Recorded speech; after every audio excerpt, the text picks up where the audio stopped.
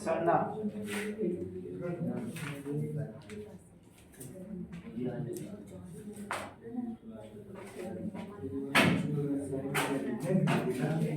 अल्लाह अल्लाह नहीं करिए। सुनिए क्या बताएं थे सर आप पढ़ाएं थे अभी कारक। देखिए अभिक्रिया के दर को प्रभावित करने वाले कारक यही क्या पढ़ाए थे। अभिक्रिया के दर को प्रभावित करने वाले कारक। अभिक्रिया के दर को प्रभावित करने वाले कारक कौन कौन थे सर बताइए। सबसे पहले था अभिकारक के सांद्रण, दूसरा तापमान, तीसरा सर तापमान या सापेक्ष हुआ, उत्प्रेरक की उपस्थिति, चौथा था सर अभिकारक के पृष्ठीय क्षेत्रफल, और पांचवा था सर अभिकारक की प्रकृति, और छठा था प्रकाश की उपस्थिति। सर उसके बाद एक टॉपिक आता है आपको अभिक्रिया की आणविकता या अभिक्रिया के अनुसंख्यता।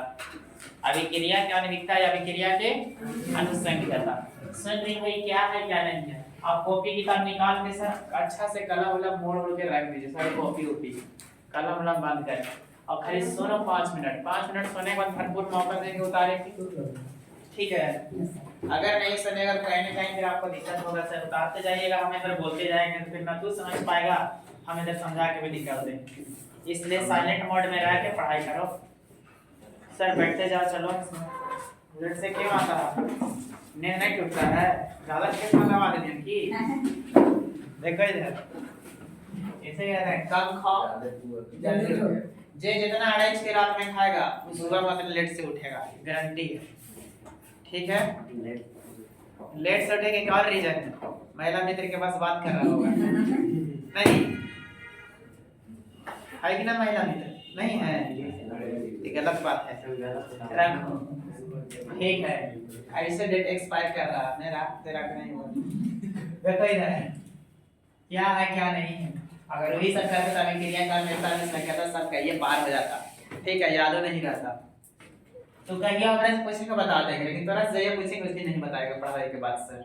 ऐसा का है बता ऐसा इसलिए होता है सर कि फिजिक्स में केमिस्ट्री में मैथ में सब चीजें उलझ जाते हैं। जब उलझ जाते हैं तब भूल जाते हैं और इंसान की फितरत है भूलना। कहे रे भाई समय से आया करो। ए बिरजू बैठो आगे।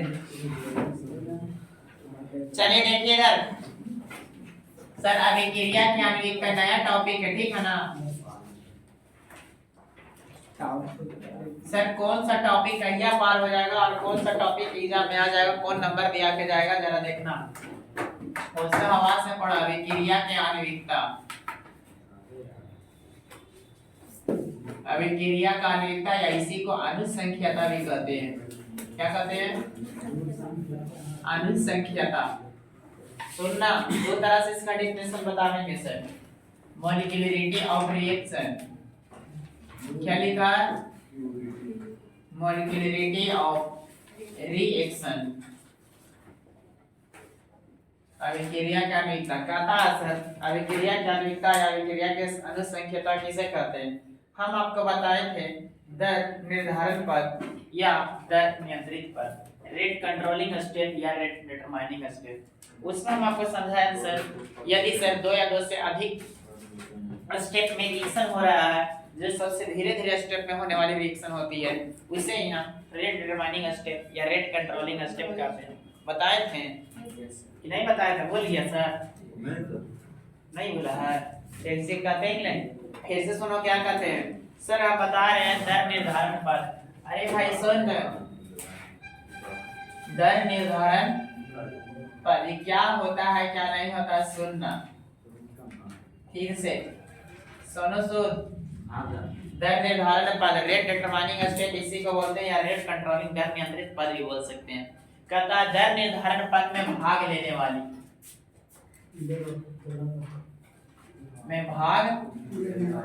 लेने वाला या लेने वाली अणुओं की संख्या को, किसकी संख्या को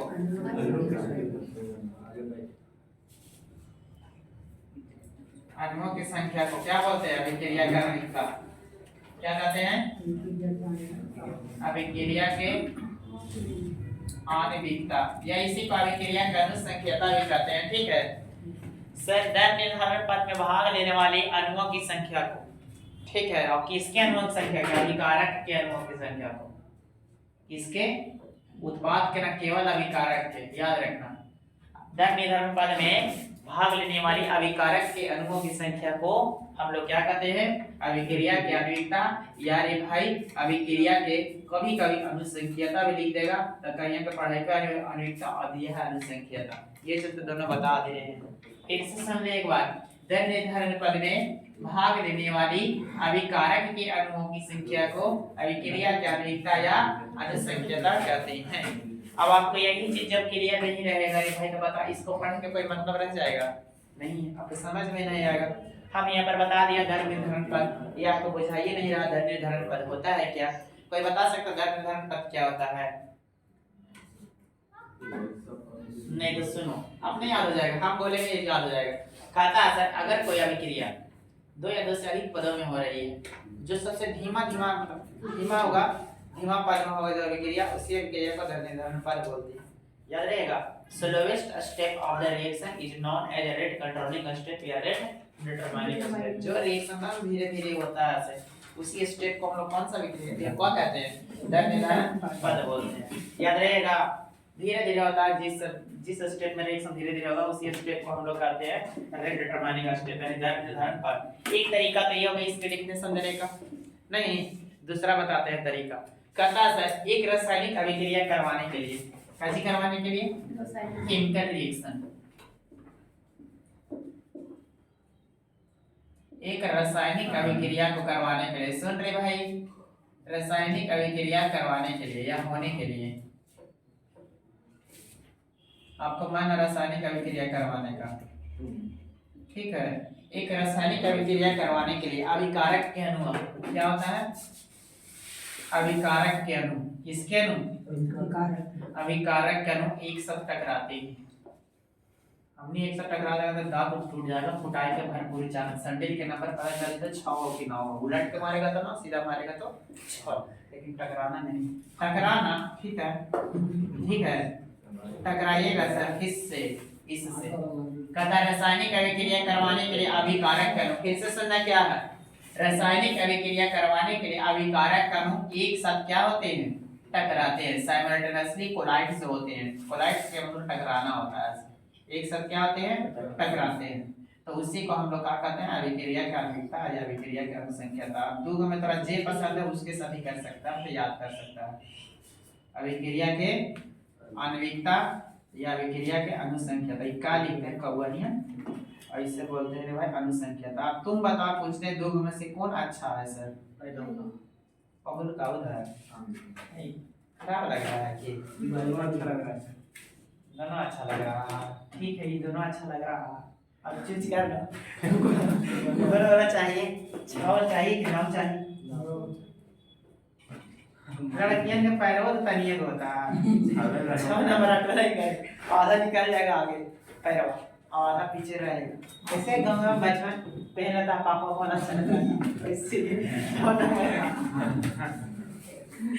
6 नंबर गांव में नहीं करता, पैरे इतना तो करने में याद रहेगा। हंस का जरा बच्चा में एक चीज कॉमन गलती सब आदमी करता है, बताएं बच्ची पैरा वाला चपला ही पैरा तो खास कर छोटा बच्चा जो रहेगा सर हंस के पैर ऐसे घर ही है। अब पहनता कपड़ा पहनेगा तो इतने ठीक है, अब इतने सच इसके मम्मी छोटी छोटी बात नहीं पाउडर करके बाजा में देखे में गजब लगता। अच्छा पापा उल्टी पहन के क्या कर दी? सुनिए दोनों डेफिनेशन बता दे रहे हैं सर, समझिएगा सर। किसी अभिक्रिया सुनिए, किसी अभिक्रिया के दर निर्धारण पद में भाग लेने वाली अभिकारक के अणुओं की संख्या को अभिक्रिया की आणविकता या क्या कहते हैं? अनुसंख्यता कहते हैं। सुनो अगला 5 मिनट सुन लीजिए, खत्म हो जाएगा। फिर से सुनिए, किसी अभिक्रिया के दर निर्धारण पद में भाग लेने वाली अभिकारक के अणुओं की संख्या को अभिक्रिया की आणविकता या क्या कहते हैं? अनुसंख्यता। इस मॉलिक्यूलरिटी ऑफ रिएक्शन कहते हैं। सर वैसे आप डिफरेंस दीजिए, नहीं तो ऐसे डिफरेंस दे सकते हैं सर। एक रासायनिक अभिक्रिया को करवाने के लिए अभिकारक अणु एक साथ टकराते हैं तो उससे भी हम लोग अभिक्रिया कार्मिकता या क्या कहते हैं, अनुसंख्यता। सर ऐसे इससे भी कहते हैं और इससे भी, लेकिन ज्यादा बोले में अच्छा ये वाला लग रहा है, लग रहा है कि नहीं लग रहा है? तो जो ज्यादा अच्छा लगता है तो मिल जाएगा, हाँ बोलिए।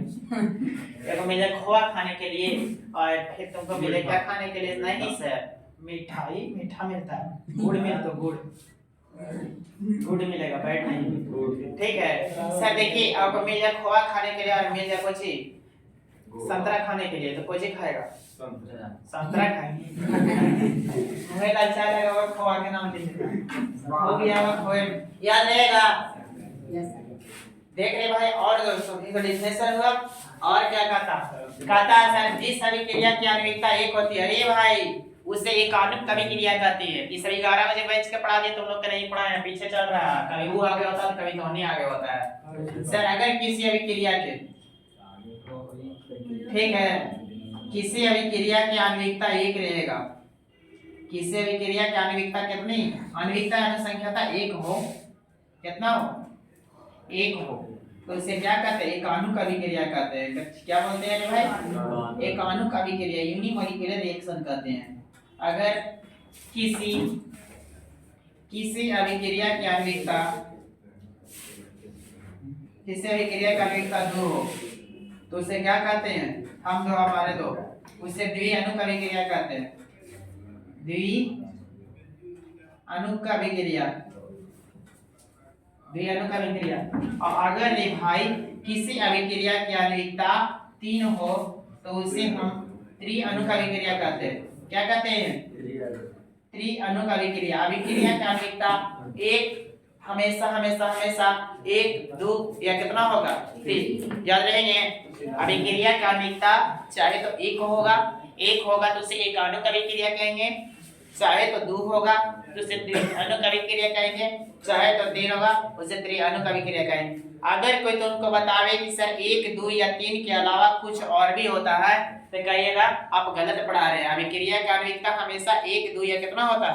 3 होता है। याद रखना, अभिक्रिया का आणविकता एलवेज, ठीक है, हमेशा हमेशा हमेशा चाहे तेरे भाई 1 होगा, चाहे तो 2 होगा, चाहे तो कितना होगा? 3। अभिक्रिया का आणविकता हमेशा याद रखना 1 2 या 3 होगा। 1 होगा तो उसे क्या कहेंगे? एक आणुक अभिक्रिया। अगर आणविकता अभिक्रिया का 2 होगा तो उसे द्विअणुक अभिक्रिया कहेंगे। 3 होगा रे भाई तो उसे क्या कहेंगे? त्रिअणुक अभिक्रिया। और सुनो, अभिक्रिया की आणविकता के बात करता है, अभिक्रिया की आणविकता 0 कभी नहीं होगा। अभिक्रिया का आणविकता नेगेटिव में, ऋणात्मक कभी नहीं होगा। अभिक्रिया का आणविकता फ्रैक्शन में, भिन्न में, दशमलव में, इस समय नहीं होता है, इस समय नहीं होता। कटअप कटअप कर दे, 0 ना होता, 0 का मतलब कुछ चीज 0 ये लिखना सर, ये 0 नहीं होगा, ऐसे लिख 0 नहीं होगा, ना तो ऋणात्मक होगा, ना तो आटा बट्टा में होगा, ना तो पॉइंट में होगा। समझ में आ गया? अभिक्रिया का आणविकता ना तो शून्य होता, ना तो ऋणात्मक होता, ना तो भिन्न होता, ना तो दशमलव में होता। अभिक्रिया का आणविकता हमेशा पूर्णांक होता, और पूर्णांक में भी भाई 1 होगा, चाहे तो 2 होगा, चाहे तो कितना होगा? 3 होगा। याद रहेगा, अगर अभिक्रिया का आणविकता 1 रहेगा तो उसे एक आणुक रिएक्शन, एक आणुक अभिक्रिया कहेंगे। 2 होगा तो त्रिअणुक, 3 होगा तो त्रिअणुक। अभिक्रिया का आणविकता कहेंगे किसको? सर किसी अभिक्रिया के दर निर्धारण पद में पार्टिसिपेट करने वाली रिएक्टेंट के मॉलिक्यूल की संख्या को मोलिकुलरिटी ऑफ रिएक्शन एंड अभिक्रिया का आणविकता यानी संख्यता कहते हैं। याद रहेगा, कैसे ओने देखने लगता आगे बात अच्छा नहीं लगे या पेन के लिए करिए ऊंचा, ठीक ना होने लगता। लेकिन अभिक्रिया के दर निर्धारण पद में भाग लेने वाली अभिकारक के अणुओं के अभिकारक के उत्पाद, अभिकारक नहीं कितना अनुपात रहा, हां तो उत्पाद नहीं होता है, किसका होता है? अभिकारक के। याद रखना, किसी अभिक्रिया के दर निर्धारण पद में भाग लेने वाली केकर संख्या, अभिकारक के अणुओं की संख्या को क्या बोलते हैं? अभिक्रिया का आणविकता यानी संख्याता कहते हैं। ये टॉपिक यहाँ समाप्त हो गया। और कोई दिक्कत है तो बताओ। इतना क्वेश्चन था हमने बता दिया। क्या अभिक्रिया का आणविकता ऋणात्मक हो सकता है? नहीं। 0 हो सकता है? 1 एटा बटा में हो सकता है? नहीं सर, जब भी होता है 1, चाहे तो 2, चाहे तो 3। 1 रहेगा तो उसे एक आणुक अभिक्रिया कहेंगे, 1 2 रहेगा तो द्विअणुक अभिक्रिया, तीन रहेगा तो त्रिअनुकविक्रिया। आज सर एक एक करके हम लिखा रहे हैं, लिखो। हेडिंग दे दिया? हाँ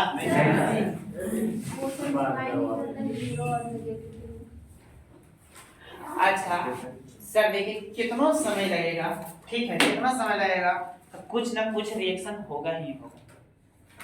हम क्या बताया था सर, समय के साथ अभिकारक और उत्पाद के साथ अपना परिवर्तन होता है, तो सर रिएक्शन होगा ही होगा, तो कभी माइनस में रिएक्शन नहीं होता है, आप देखे होंगे, ठीक है फ्रैक्शन में नहीं होता है, ठीक है। और सर आपको ना तो जीरो होगा, टाइम लगेगा तो कुछ ना कुछ रिएक्शन होगा, काहे ना रिएक्शन होगा, यही कारण। तो लिखिएगा सर, बोले ऐसे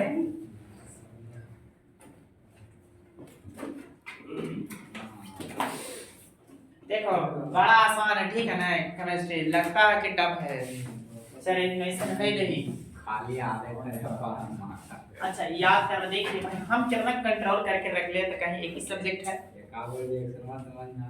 रिएक्शन, रिएक्शन अभी तक आवे न कर रहे को सही बोले करिए। कौन समीकरण नहीं समझ आया चौथा लेसन में बता तो, तीसरा लेसन तक तो रिएक्शन था ही नहीं। रिएक्शन में तो देख यहाँ से जरा, यहाँ से तब नींद पेन सब उड़ जाएगा, ठीक है। तू रातों की रानी मैं प्यार का सपना, कितना रिएक्शन कर लो कभी ना होगा अपना, ठीक है पढ़ते रहो। वहां से रिएक्शन आएगा, रिएक्शन फिजिकल नहीं है, फिजिकल में खाली आपको ट्रायंगल लौकेगा, खाली फिजिकल अंडरस्टूड वाला होता है, समझने वाला होता है, जितना समझेगा ये लड़की वैसे कर रहा हो रहा ना मनवा बोलिए छोड़ दियो बोलते हैं, लिखो किसी अभिक्रिया के, किसी अभिक्रिया के तरीके रुके एक मिनट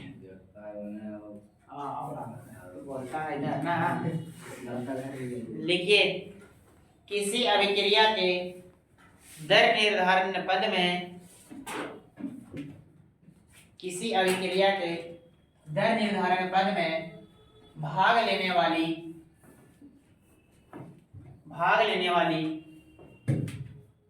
अभिकारक के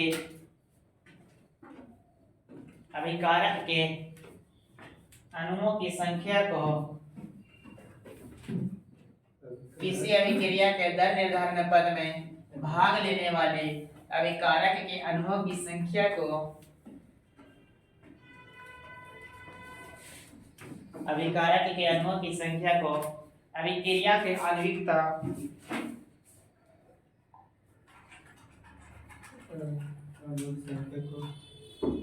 अभिक्रिया के आणविकता या अनुसंख्यता कहते हैं, अभिक्रिया के आणविकता या अनुसंख्यता कहते हैं। किसी अभिक्रिया के दर निर्धारण पद में भाग लेने वाली अभिकारक के अणुओं की संख्या को अभिक्रिया के आणविकता या अनुसंख्यता कहती है। एक बाद जो टॉपिक आएगा बड़ा तगड़ा टॉपिक है, हो गया उसके नीचे एरो का साइन देकर के लिखिए अभिक्रिया की आणविकता, ऑब्जेक्टिव में एरो का साइन देकर लिखा का मतलब हुआ अभिक्रिया की आणविकता हमेशा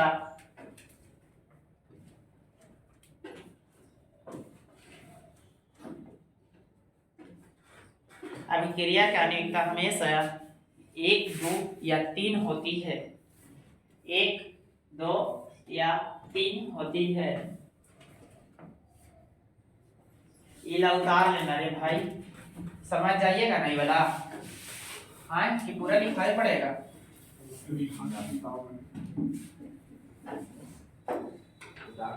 जी सर उतार लीजिए उसके पीछे।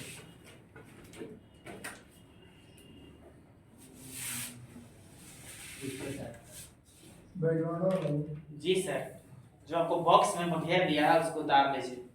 किसी अभिक्रिया का अणुता एक हो उसे एक आणविक अभिक्रिया कहते हैं, किसी अभिक्रिया का अणुता 2 हो उसे द्विअणुक अभिक्रिया कहते हैं, किसी अभिक्रिया का अणुता 3 हो तो उसे त्रिअणुक अभिक्रिया कहते हैं।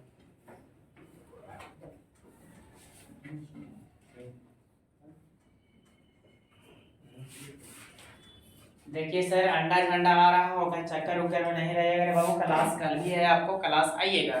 क्लास नहीं आइएगा तो अभिक्रिया की कोटि कब हो सके तो चालू करेंगे। और अभिक्रिया कोटि सबसे इम्पोर्टेंट टॉपिक होता है चौथा लेसन का, याद रखना। अभिक्रिया का अनियमित और अभिक्रिया की कोटि के बीच अंतर पूछता है, इसी को अपोजिट होता है।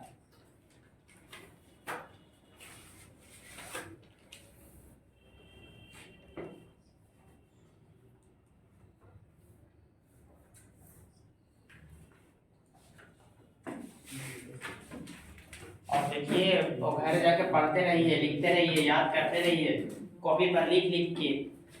अगर ऐसा नहीं करते हैं तो अंत में आपके पास बोझ हो जाता है। अब बोझ हो जाएगा तो ज्यादा लोड पड़ेगा, सब तो समझ में आए तो फिजिक्स पढ़ी होगी, केमिस्ट्री पढ़ी होगी, बायोलॉजी पढ़ी होगी, मैथ पढ़ी होगी, इस तरीके अब ले लेके आप पढ़ा रहता है इंग्लिश के पीछे।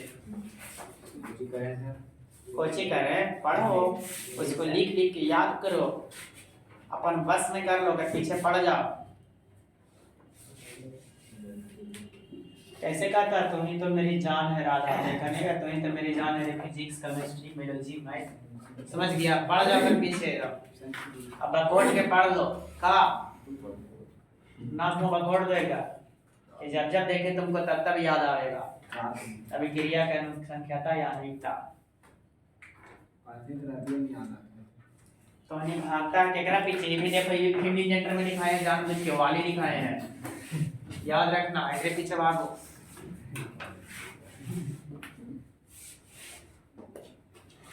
अब तुम लोग भी कह रहे हैं यहाँ पढ़ा करो घरे जाके, ठीक है? बोर्ड तो होई करेगा एग्जाम देने वाला, इसको पैडा बोलते एग्जाम पैड सर, उसी पर लिख लिख के याद कर करो। फिजिक्स में डेरिवेशन होता है सर, मैथ में प्रॉब्लम्स होती हैं सर, सब लिख लिख के सॉल्व करिएगा तब आपको आएगा। इंग्लिशिया में कोची होने से ई होने से आई होने से आर बी के साथ आज अंतिम में कन्वर्ट कर दे कंपैरेटिव के सुपर। इस तरह इंग्लिश तरह मायने नहीं रखता, इंग्लिश नहीं पढ़ेगा तो आ जाएगा नंबर जो के पीछे पड़ा रहता। हम पढ़े हैं मात्र 3 महीने, अरे भाई बताओ इंग्लिश में नंबर 89 नंबर है। नॉलेज वाले के तो केमिस्ट्री है, तो नॉलेज वाले लेके क्या करेगा बताओ?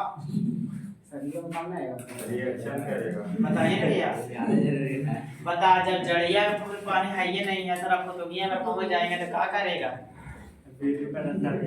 ठीक है तो दो तो देख मत हमरा की है इंग्लिश के पीछे बात। इंग्लिश आदमी अगर विदेशर चाचा जी पी लेता 2 पार्ट से इंग्लिश बोले लगता इंग्लिश कितना तगड़ा। अब तोरा इंग्लिश नहीं आएगा बिना पी ले,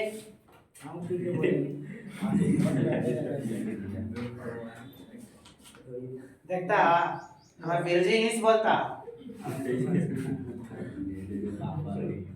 याद रहेगा। अभी क्रिया का अनुक्ता हमेशा कितना होता है? 1 2 या 3 कहते हैं केकरा? आई वाला बॉक्स हो गया 3 चीज। अगला वो ए भाई एरो का साइन निकाल के लिखो नीचे उसके इसके नीचे लिखो। अभी बोले लिखिए अभिक्रिया की आणविकता, अभिक्रिया की आणविकता एरो का साइन निकाल लिखा लेने भाई। अभिक्रिया की आणविकता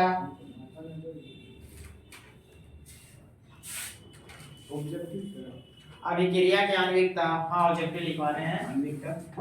शून्य कॉमा लेकर लिखना, शून्य के मतलब कुछ हीरो के जीरो। अच्छा शून्य ऋणात्मक कॉमा लेकर लिखना रे भाई, ऋणात्मक भिन्न तथा दशमलव। शून्य के बाद ऋणात्मक।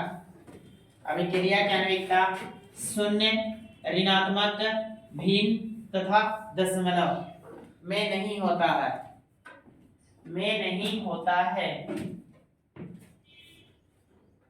में नहीं होता है। आगे देखिएगा,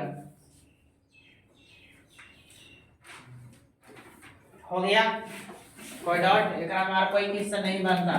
आगे देखिएगा, जो था सर हम आपको पढ़ा दिए एक ही बार में। हमेशा राम 2 3 0 नेगेटिव भिन्न दशमलव याद रहेगा। एक रहेगा रे भाई ते कानुक अभिक्रिया, 2 रहेगा तो उसका द्विअनुक अभिक्रिया, 3 रहेगा तो त्रिअनुक अभिक्रिया। कहेंगे कि इसको सर किसी अभिक्रिया के दर निर्धारक पद में पार्टिसिपेट करने वाले ने भाग लेने वाली अभिकारक के अणुओं की संख्या को अभिक्रिया की आण्विकता या क्या कहते हैं, अनुसंख्या कहते हैं। तो ये भी डिफिनेशन दे सकता है, तुम दोनों तरीके से बता दिए, तुमको जैसे इच्छा वैसे लिख सकते हो। कैसे पूछेगा, ये पूछेगा कैसे पूछेगा, अभिक्रिया की आण्विकता या अनुसंख्या किसे कहते हैं, तब पूछ दिया, अब तुमको जैसे मैंने से लिखो, ठीक है।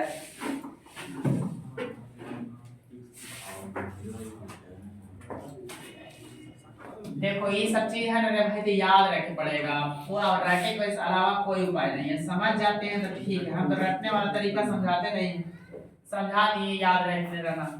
हम क्या कर सकते हैं, आपको रास्ता दिखा सकते हैं, रास्ता पर चलना आपको है। आप और ये चलिएगा कि टेढ़ी चलिएगा, सीधे सीधे चलेगा, यहाँ पर डिपेंड करता नहीं। अब बता हमको इसमें क्या है, हमको तो काम था जहाँ तक हमको पूरा कर दिए, यहाँ के बाद हमको सर की याद करवाना, तो याद करवाएंगे कि इससे देखो हमको डेली क्लास भी लेना होता है, अगर 20 मिनट तुमको सुनने में ही ले लेंगे तो कम 20 मिनट पढ़ाओ, ऐसे मिलेगा नहीं कहो, ठीक है। तो बोलिए सर होमवर्क मिलेगा हो सके तो कल से। उपाय एक चीज बताएं तो बैठ कर लिख के भाई लिखो, कॉपी पर लिख के याद करो, हर कोई रट जा कोई नहीं सकता। हम जहां तक देखो बताते हैं, जहां तक कोशिश करते हैं सर कि आपको समझ आ जाए, ये चलते हम देखो मेंटेनेंस पहले करते हैं, और कहीं दिक्कत है प्रॉब्लम होता है आदमी ट्रेन नहीं बनता है, प्रॉब्लम तो हमारा इंटरनल प्रॉब्लम होगा मजेदार रहता होगा कोई और चीज में सही उतना टाइम नहीं मिलता है। एक चीज बता देते हैं सीधे गैया, लिखो दर नियम, दर के नियम या दर के समीकरण। हाँ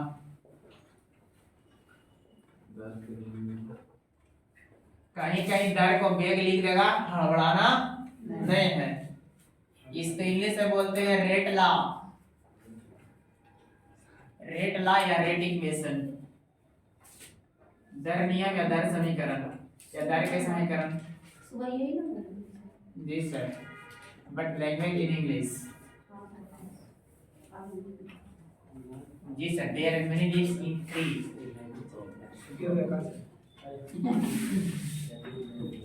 मैंने लीव्स इन ट्री, और लीव्स आर गिवन इन वृक्षात पत्रम पत्राणि।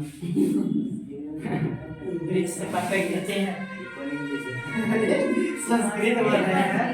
वृक्षात पत्रम पत्राणि सत्य विभक्ति लगा हुआ है इसमें, और की जाने का करिए ना, बढ़िया नंबर है तभी आज बड़ी खुशी एग्जाम दिए हैं। देखो अब इतना अच्छा संस्कृत बोल रहे हैं तो सोच नंबर ना आएगा। अनुवाद तक को नहीं छोड़ना, चुन चुन के बनाए थे, सातवें वाला बनाएगा 10 को बना देंगे। देखिएगा दर के नियम या दर के समीकरण का होता है, श्री गणेश साइन हमारे गणेश आपके चरणों में प्रणाम है। देखने भी आई सुनिए, देखो विनोद दर के नियम या दर के समीकरण का है सर। इससे पहले हम पढ़ाए थे अभिक्रिया के दर को प्रभावित करने वाले कारक। सबसे पहला कारक था अभिकारक के साधारण, था कि नहीं था? अभिकारक के साधारण को सर हम बताए थे कि दिया जाता है द्रव अनुपाती के नियम के द्वारा। तो कोई बच्चा हमको समझा सकता है द्रव अनुपाती के नियम किसे कहते हैं? जी सर समझाओ। रटाया लगा कॉपी आज नहीं चला। द्रव अनुपाती के नियम, डूब मरो डूब, लेकिन ना मरे पैसा ना दे के द्रव अनुपाती के नियम नहीं मार भाई, गलती बोल दी, सॉरी हे भगवान नहीं सुनाई बात। द्रव अनुपाती के नियम तू अमर रहा, द्रव अनुपाती के नियम हमरा कहीं लगता है कि अमर हो गया तो नहीं साहब, जिए के 4 दिन लेकिन तो नहीं के 4 दिन से जिए के 23 साल 22 साल हो गया। द्रव अनुपाती के नियम बता सकते हैं सर किसे कहते हैं? यस सर, आप लोग बताइए तो नकलची लोग, द्रव अनुपाती के नियम क्या है? तुम लोग दूसरे लोग कौन है बताएगा? जी सर बताइए। छोटका, हाँ छोटका है, बोल चढ़ जाए ऊपर, बड़का है बड़ा, छोटका भी बड़ा बड़ा। तो रिएक्शन आवाज जल्दी से पता नहीं दिया। हम बोलेंगे ठीक है, हम बोलेंगे आप कहाँ पढ़ते हैं? ठीक है। तो मानपुर में कहाँ ओने कोचिंग के नाम ओने तरीके पूरा बर्बाद देने आ गए। ये कोई तरीका थोड़ी बा। आप सुनाओ सर। तो खड़ा है बताओ। एक नियत ताप पर अभिक्रिया के द्वारा अभिकारक के संबंध का समानुपाती होता है। अभिकारक के गुणांक साधारण के घात के रूप में हो जाती है। जी सर गुड। सुनाया फिर से समझा रहे हैं। तोहनी करन सुसाइड कर लेंगे हम, याद रखना। नहीं सुना रहे ए प्लस बीबी जीवन में एक कमी है ऐसे बताए थे नहीं बताए थे। रिएक्शन करके भैया प्रोडक्ट का निर्माण करता, उत्पाद बनाता, हिंदी में लिखे थे उत्पाद। सुनिएगा कहा नहीं है। मान लीजिए अभिक्रिया है जेकरा में ए प्लस बी अभिक्रिया करके क्या बना रहा है, कोई प्रोडक्ट का फॉर्मेशन कर रहा है। सुन रहे भाई क्या था तो सर जो दर था वो समानुपाती होता है अभिकारक, प्रत्येक अभिकारक के साधारण का। अभिकारक बढ़ता है और एगो का है तो इस डिब्बा को साधारण बोलते हैं। मेरा दो अभिकारक है, एगो ए और एगो बी, और इसका जो गुणांक रहता है कहाँ चला जाता है पावर में। देख रहे बोलते हैं द्रव अनुपाती के नियम, लेकिन सर यहाँ पर समानुपाती हटा के के लिखते थे। कुछ याद आया? प्रत्येक अभिकारक के साधारण जो रहता है उसके पावर में चला जाता है कौन, जब गुना रहता है ना आगे तो वो वाला चीज देख रहे बोलते हैं द्रव अनुपाती के नियम। ठीक है आगे देखना। अब दर समीकरण बोलता है सर देखिए कि सर जैसे मान लिए लेकिन सर एकरा में का अंतर है, दोनों एक ही चीज है। कितना मास्टर तरह पढ़ा देगा ना, दोनों एक ही चीज है। ये और का एक ही चीज है, लेकिन हम आपको प्रूव करके बता सकते हैं दोनों एक ही चीज है। सुनना कैसे? हाँ सर कितना टीचर पढ़ा देगा। जैसे हम कैसे बताएं पावर ग्रुप में चल जाता है ये द्रव अनुपाती का नियम। ठीक है ये रेट लॉ है, रेट इक्वेशन है, लॉ ऑफ मास एक्शन था। ए रे भाई सुन द्रव अनुपाती का नियम ये क्या करता है सर, संबंध बताता है। क्या बताता है? संबंध।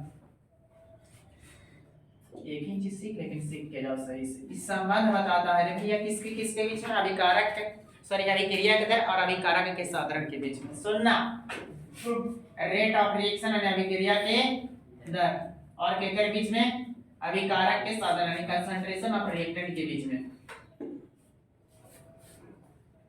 ठीक है ये क्या बताता है संबंध। ये क्या बताता है केकर बीच में। देखो दोनों में डिफरेंस बता रहे हैं। रेट ऑफ रिएक्शन और केकर बीच में भैया, अभिकारक के साधारण के बीच में। ना लग रहा दोनों एक है, लेकिन ये जो बताया जाता है मैन्युअली बताया जाता है। मैन्युअली का मतलब पहला सर आदमियों के द्वारा, किसके द्वारा? आदमी द्वारा।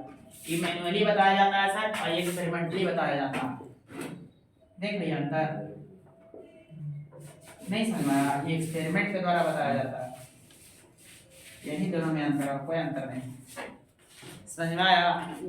इसमें सर बोला था इसमें कि माना लिया एक समीकरण, देखो क्या बताया था, का अंतर है। माना एक अभिक्रिया क्या है, मान लेते हैं भैया एक अभिक्रिया जिसमें small A plus capital A small B plus capital A reaction करके एक प्रोडक्ट का निर्माण करता है, एक उत्पाद का निर्माण करता है।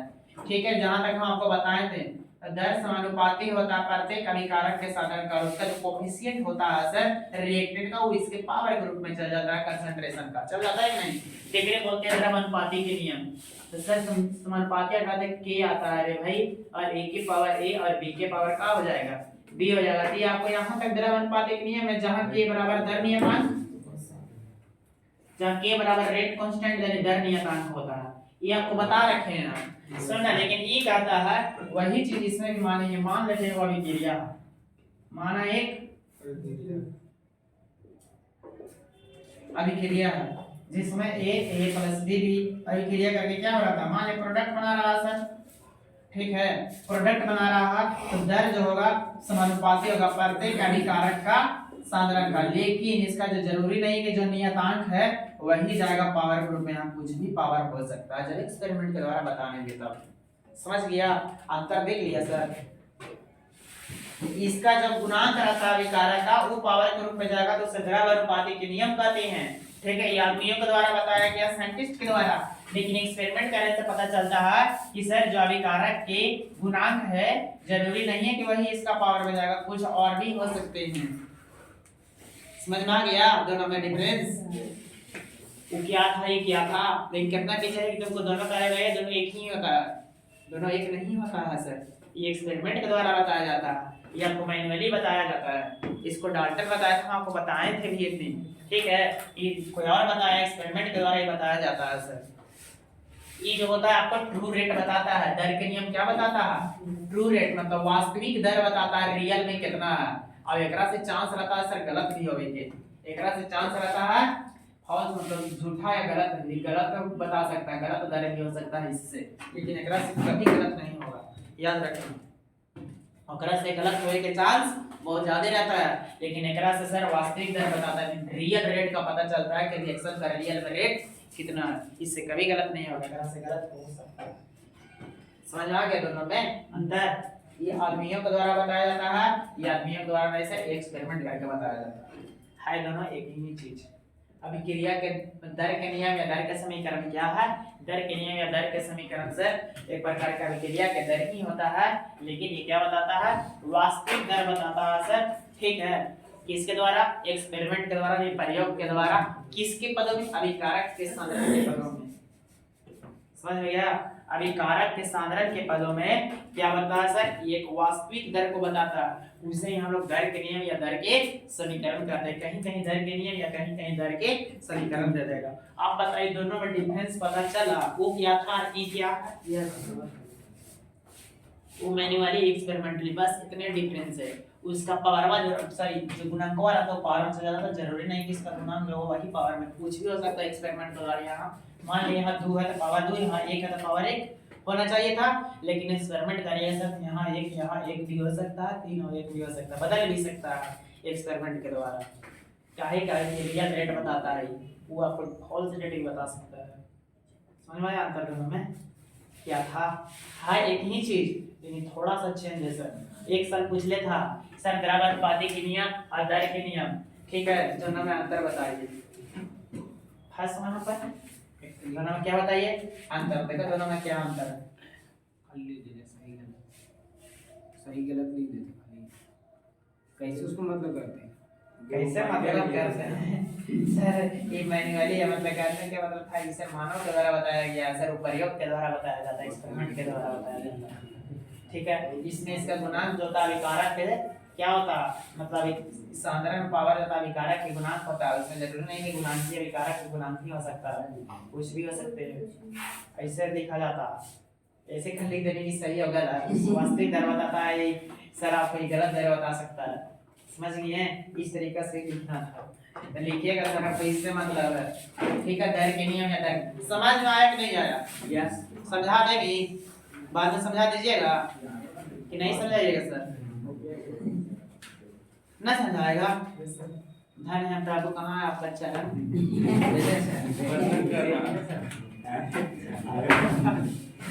चरण वहाँ और ना भैया, बाहर जाएगा छोटा हो जाएगा का? मतलब मामू सब हो जाएगा, कितना हो जाएगा? मामू के पैर नहीं चला, मामू के ना लगा जा, मामानी के लगा ले, मामानी के ना लगा जा, नानी के तो लगा जा रे भाई, नाना के तो लगा जा, नाना के ना नाना नाथ में तो ठीक उसे के लगा जाता है कि नहीं? और जेकरा पैर लगा मामू मानी के छोड़ के, मामू मानी के गला लगा जा, मामानी के गाल ज्यादा देख रहे भाई कितना असली बात करता है, ऐसा ये सब तरह बीमार पड़ता है, सब गलत गलत वर्ड यूज करता है।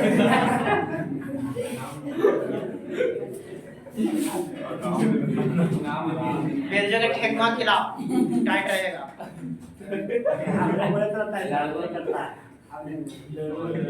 हम कहाँ बोले मामू मानी में गला लगा पागल देखा जी, वो सुबह के गोल से पी के आया का, भरे भरे पी लिया था का रे, करेला वाला जूस जितना शुद्ध बात बोल रहा ऐसे। हम जब देखो 8वां से जब 9वां क्लास में गए तो बताते हैं, 8वां से 9वां में गए थे तो सबसे पहला क्लास में हम लोग से पूछा गया था पर्यावरण किसे कहते हैं, ठीक है तो हमने में जो सबसे लो स्टूडेंट था वो खड़ा है हमको आता है कल तनी तो आता था बेचारा ठीक है हम तो आता है कल हम भी गए हमने कहा नहीं आता है कहाँ पढ़ के आया तो बोलते तमाम खड़ा हो तो कहा ठीक है ये लड़का बुलाया और व्याकरण किसे कहते हैं तो व्याकरण की परिभाषा सुना जिस विद्या का द्वारा संस्कृत वरना संस्कृत से पढ़ा था उसे पर्यावरण और अब कड़वा से बांध के मारा अभी उस समय सर पेड़वा से बांध दिए तो सर उसको हमारे आए चट्टा तो सब पर्यावरण पूछे कि व्याकरण एक से एक रही इसको ऐसे उतारना है। अरे ऐसे उतारना है इसमें लिखा रहे हैं सर हेडिंग दीजिए हेडिंग दे दिया लिखिए अभी कार क्लियर नहीं पे करते ये छोड़ दो कल लिखा देंगे रहने दो अरे छोड़ दो रहे दो समझ गया ना करते समझ गया समझ गया ऐसा नहीं कर और मैं मीटिंग बोल रहा हूं डिक्टेट अब क्लास में इतना हंस के पागल हो गए